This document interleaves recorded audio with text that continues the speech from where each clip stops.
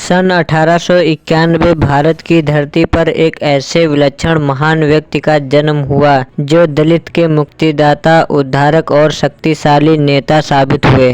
वह सिद्धांत शास्त्री और बौद्ध धर्म के मानवीय सिद्धांतों के पुनः रूप धारक थे। उन्होंने मानव अधिकारों को भारतीय समाज को स्थापित किया और मानवीय सामान्य की बात की। वह भारतीय मसीहा और धर्म के गहन विचारक, शिक्षा, न्याय और अर्थ के प्रसिद्ध विद्वान थे। वह भौतिक प्रतिभा के धनी व्यक्ति थे। उन्होंने छुआछूत और भेदभाव की समस्या को भारतीय समाज से उखाड़ फेंकने का बीड़ा उठाया। महात्मा गांधी के साथ विदेश की आजादी की लड़ाई में कंधे से कंधा मिलाकर चले। बचपन से लेकर सैनिक की नौकरी में बड़ा पद पाने तक उन्होंने छुआछूत और भेदभाव की असहनीय पीड़ा सही और कसम खाई कि वह हिंदुस्तान से भेदभाव की खाई और छुआछूत के कलंक को मिटाकर रहेंगे और सैकड़ों वर्षों से अपमान,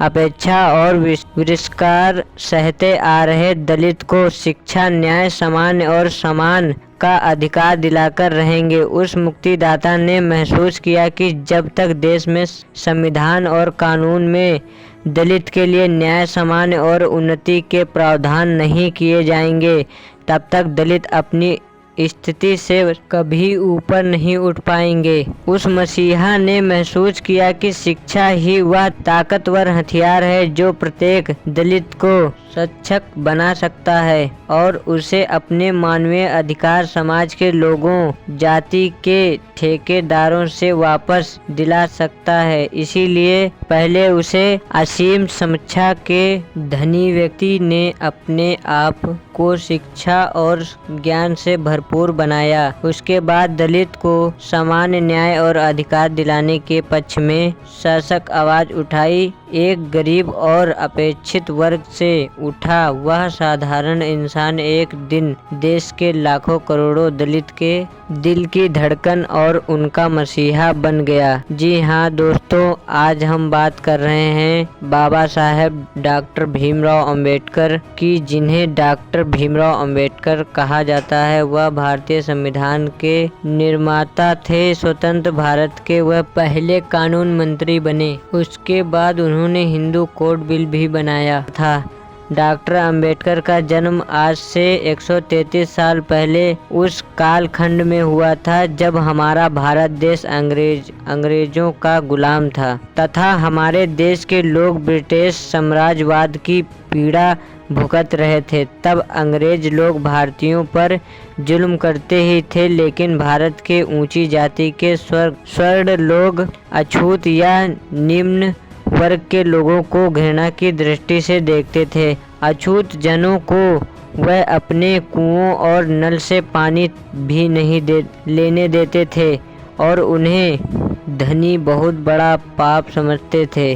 डोला में छुआछूत और असमानता के ऐसे युग के मध्य प्रदेश के महू नामक स्थान में एक ऐसे महान महामानव का जन्म हुआ जो दलित वर्ग के लिए मुक्तिदाता साबित हुए और उनके महान कार्यों के कारण दलित समाज के लोग उन्हें भगवान मानकर पूजने लगे। उस महापुरुष का नाम डॉक्टर भीमराव अंबेडकर था। अंबेडकर 14 अप्रैल 1891 को पैदा हुए थे। वह अपने माता पिता की 14वीं संतान थे, लेकिन उनके सिद्धांत अधिकांश भाई बहन कुछ समय तक जीने के बाद परलोक सिद्धांत गए थे। उनके पिता का नाम रामजी राव और माता का नाम भीमाबाई था। दोस्तों, भीमराव के पिता कहने को तो मिलिट्री में सूबेदार थे, लेकिन उन्हें वेतन बहुत ही कम मिलता था।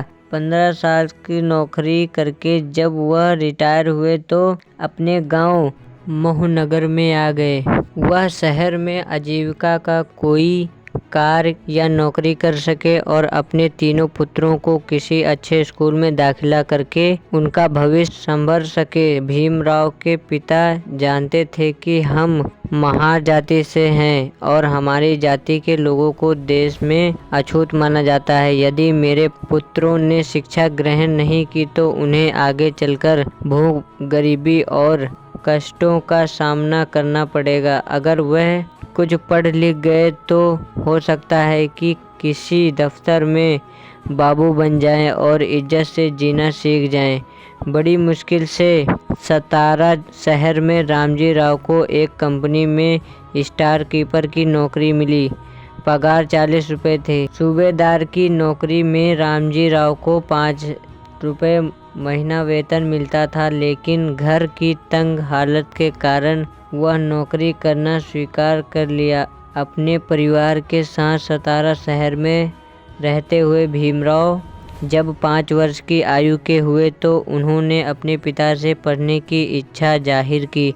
उनकी माता जी भी चाहती थी वह बड़े। पिता रामजी राव भी अपने बेटों को स्कूल में पढ़ाना चाहते थे, लेकिन वह यह सोचकर कि हम महान लोग हैं, अछूत जाति के हैं, शहर में कौन सा स्कूल हमारे बच्चों को दाखिला दे सकेगा। बालक भीमराव रोज पिता से स्कूल जाने की जिद करते थे।